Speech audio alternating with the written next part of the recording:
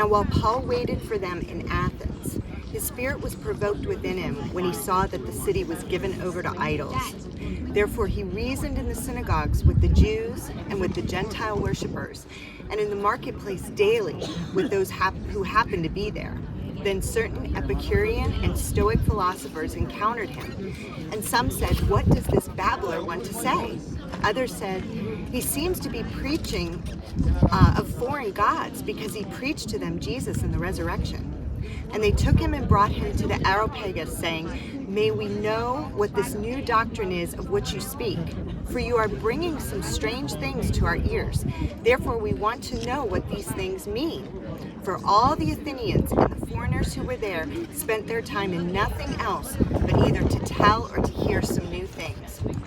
Then Paul stood in the midst of the Areopagus and said, "Men of Athens, I perceive that in all things you are very religious. For I was passing through and considering the objects of your worship. I even found an altar with this inscription, 'To the unknown God.' Therefore the one whom you worship without knowing, him I proclaim to you, God, who made the world and everything in it, since he is the Lord of heaven and earth, does not dwell in temples made with hands, nor is he worshipped with men's hands as though he needed anything, since he gives to all life, breath, and all things. And he has made from one blood every nation of men to dwell on all the face of the earth, and he has determined their pre-appointed times and the boundaries of their dwellings, so that they should seek the Lord in the hope that they might grope for him and find him, though he is not far from each one of us.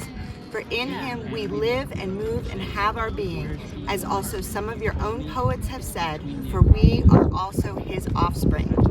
Therefore, since we are the offspring of God, we ought to not think that the divine nature is like gold or silver or stone, something that is shaped by art and men's devising.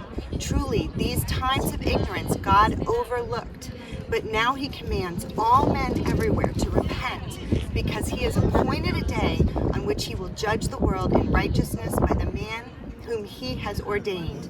He has given assurance of this to all by raising him from the dead.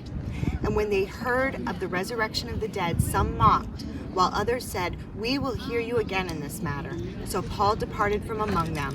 However, some men joined him and believed. Among them were Dionysius and Areopagus, a woman named Demetrius, and others.